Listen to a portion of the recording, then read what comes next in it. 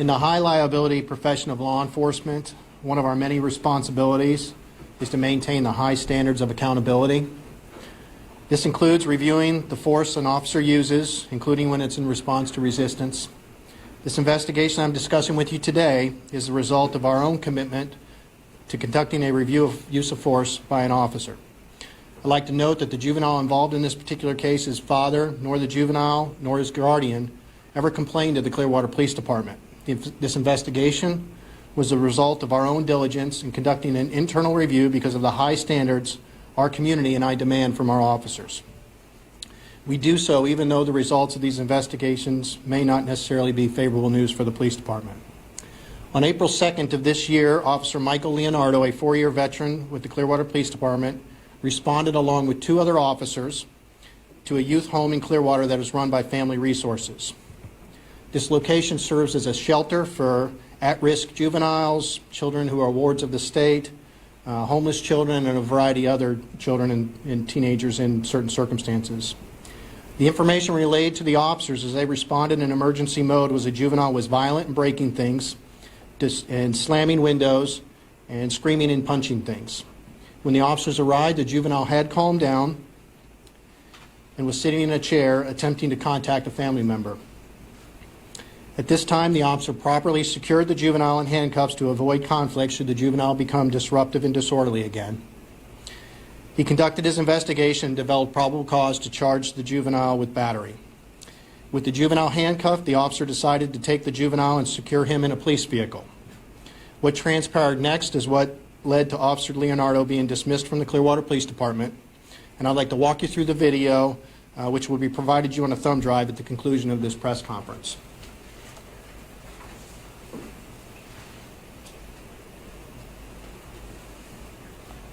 So the video will pick up after Officer Leonardo has already arrived and secured the juvenile in handcuffs. As they start to exit the building and as they go through the threshold of the door, there's some scuffle that results in Officer Leonardo taking action. You can see that part, but the next view covers it a little more specifically. He attempts to go and do a takedown maneuver, which is unsuccessful, and then grabs the child and wrestles him down to the ground. As this juvenile is wrestled to the ground, his face hit the pavement, and it did cause some injuries to the juvenile, which included a broken nose, abrasions to the face, and 2 chipped teeth. And this is going to run a little slow here or something, but I want you to see the entirety of the video.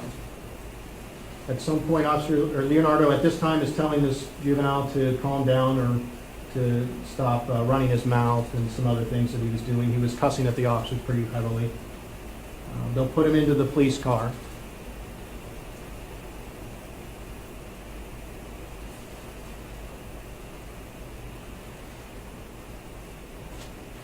Now at this point, because of the injuries to the juvenile's face, he is bleeding, and the officers testify at some point due to his injuries, and to avoid the contamination of blood in the car, they did bring him out of the car.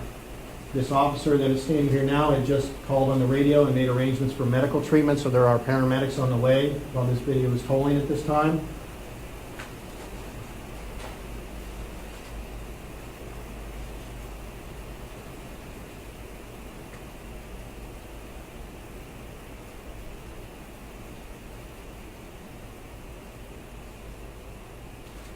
As they remove the juvenile from the vehicle, they'll have him sit down on the concrete.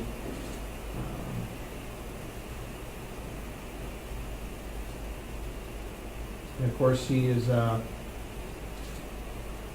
pain at this point and still a little uncooperative and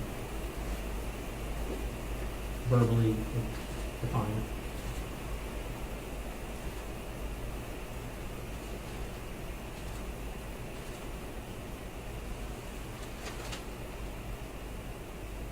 Among the concerns that I have with this handling of this case was all, obviously the takedown maneuver is the crux of our conversation today, but the juvenile rolling on the ground is not something that I'm very proud of. The officers are conversing with him at this time, telling him to sit up, making sure that he continues to be, verbally engaged and talking so that he's not in too much distress. paramedics are on the way in emergency mode already at this point.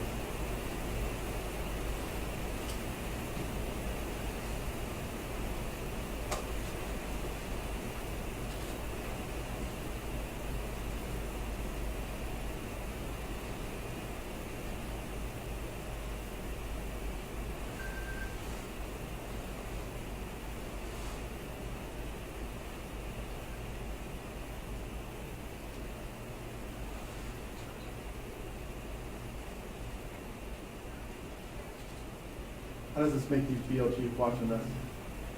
This is one of the most displeasurable points of my job, is having to stand in front of you and discuss this. But what I am proud about is that we're being open and transparent about it, and we've taken corrective action. Chief, what should have been going on? Let me just run this to its entirety, and then I'll answer some questions. I just want to make sure that you guys have a full understanding of what we're talking about, and then everybody can hopefully formulate their questions. I know some of you are running now on that.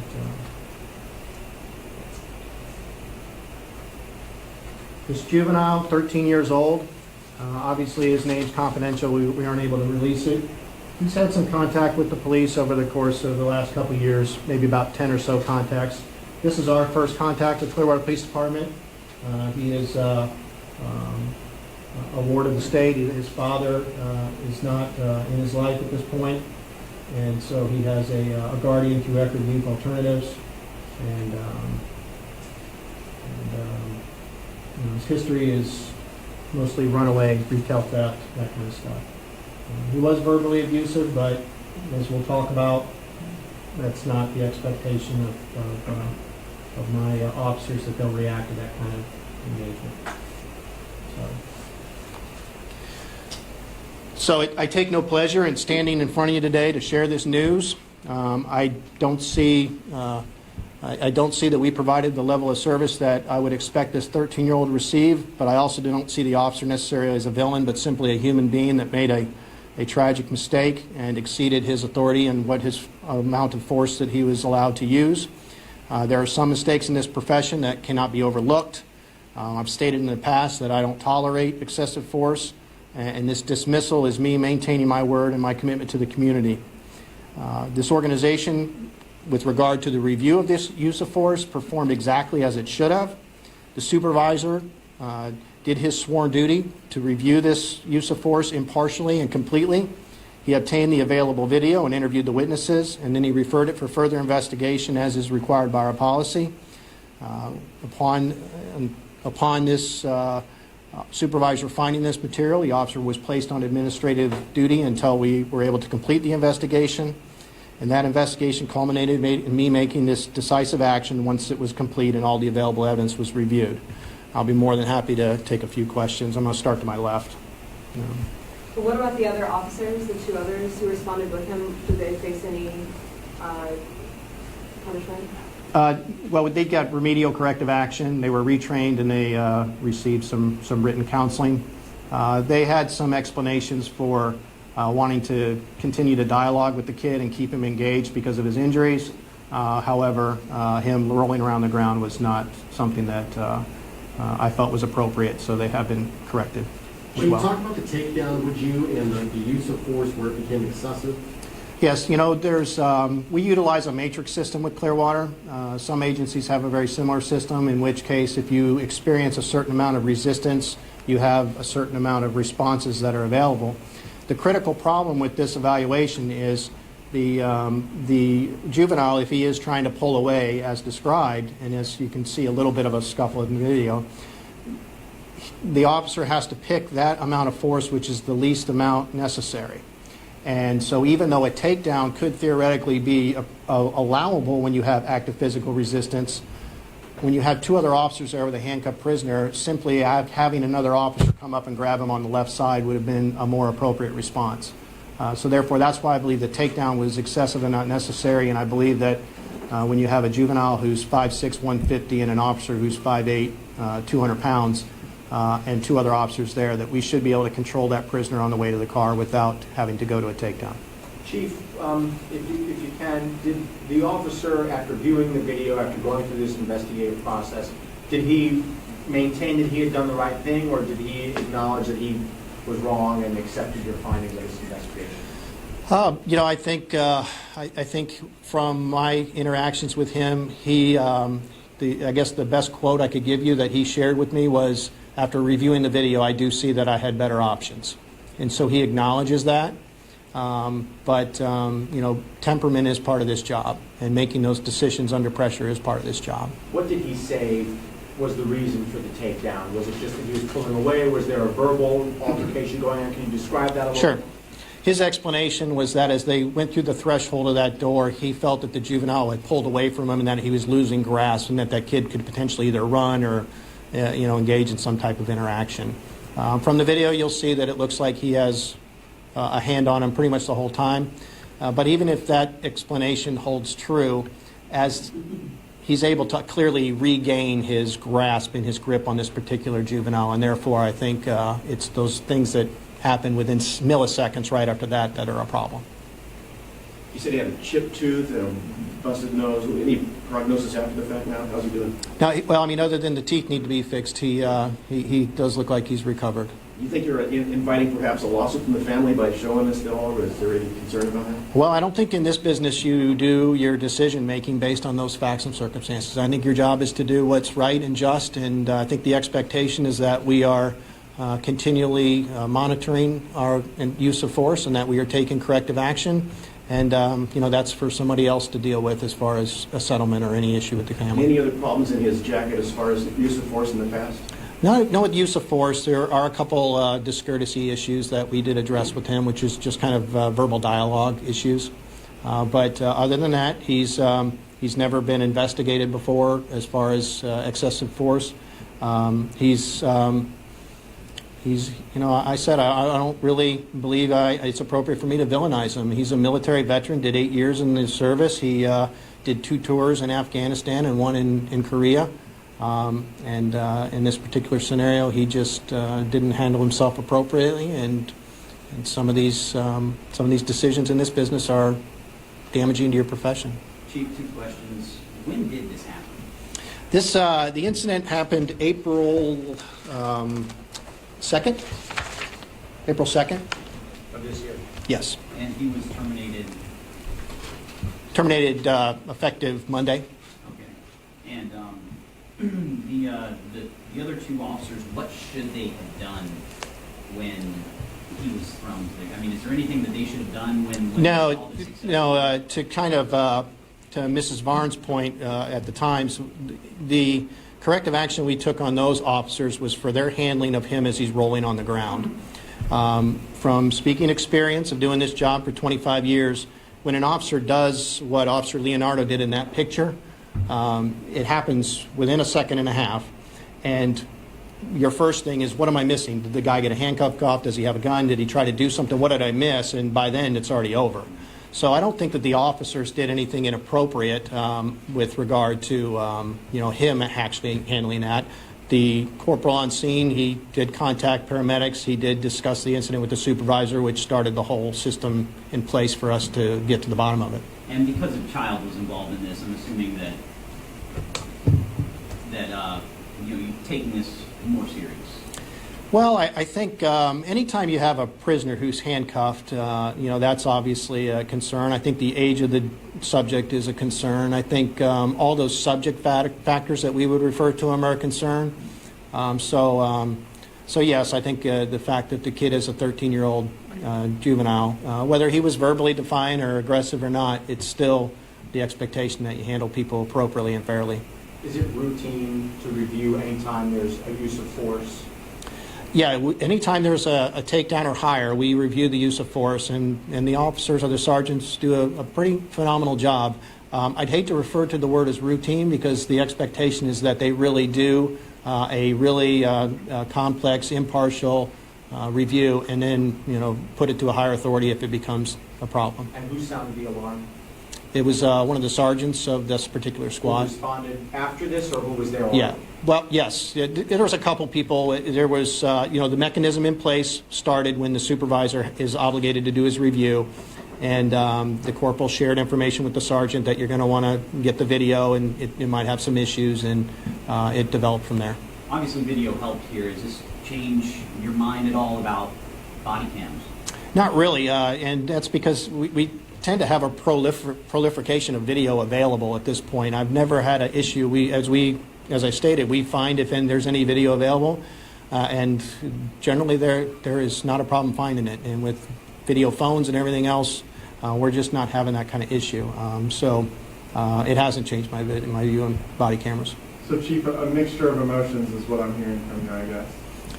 Well, I take my responsibility to hold my officers accountable very, very seriously, and that's the overbearing or the top emotion that I'm feeling, or responsibility.